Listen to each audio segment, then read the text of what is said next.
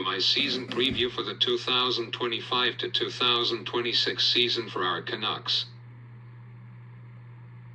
Looking back, I don't know how to describe last season, but if I need to describe last season in a word, I will say unacceptable. Like, we all know what happened, so we don't have to get into it. But I will just say that I think that people around the NHL are writing us off like, come on guys, the Canucks had 90 points and were just a couple points away from the wild card. I think that the boys will be better than people think. The additions. The Canucks traded for Evander Kane from Edmonton. That was the only big move they made players-wise besides signing a few depth players. The biggest move was hiring Adam Foote as the head coach as Rick DeCake departed for Philadelphia. Goodbye Canucks. Firstly, the Canucks let Pius Suter go to the Blues. They traded Arthur Seeloff to Pittsburgh Penguins and Dakota Joshua to Toronto Maple Leafs. They got only a fourth-round pick in both trades. But in the Arthur Seeloff's trade, they also got Chase Stillman for Abbey. The guys who want to play in Vancouver. Firstly, Brock Besser resigned for 7 years at $7.25. I remember when I woke up on July 1st, the first thing that I did was look on Instagram and saw Brock is back. I thought it was just a dream at first, but then I realized it wasn't, so I was so energized and happy about it. Thatcher Demko and Connor Garland both signed an extension 1 year before they were UFAs. That shows they want to play in Vancouver, and despite everything that happened last season, they still believe that they can win here. That means a lot, not just for the organization but to the fans.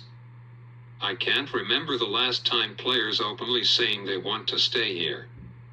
Yes, I know that after Petey's extension, he said I wanted to stay here.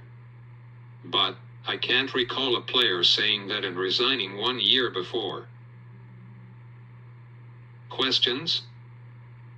Can Adam Foote define the odds and get the team back in the playoffs? Will Elias Pettersson bounce back, or in his words, I want revenge? Is that possible? Thatcher Demko's health? Is the hype and the vibes around the Canucks real? Was last season Kevin Lankinen's career year or not? Who will be the 2C? Can Philip Chattel stay healthy and be that? The big question that will impact the organization forever is whether or not Quinn Hughes likes the direction of the team. I think this is the most significant year in the franchise's history, because Quinn has a year left after this season. So go for it, put all of the eggs in the basket and win-win.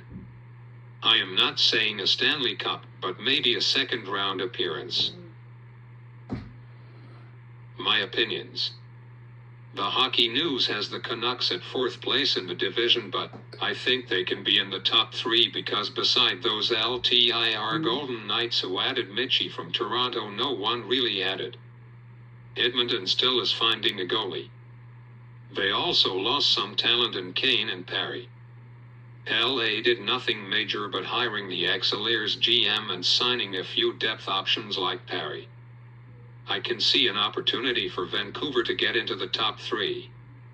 The Hockey News also has the X factor as Demko, and I see why, because of his health. But EP40 is my X factor because he needs to bounce back for the Canucks to cause damage. Also win at home. I don't know how to explain my level of hype, but I feel this is the most excited I've ever been for a season in my life. Go Canucks go, let's have games in May. Let me know what you guys think. Please like and subscribe. Follow me at Canucks Up 30,740 on Twitter, Instagram at Harsimran0, and on TikTok at Harsimran Pamar, where I do game previews in Punjabi and plane spotting videos.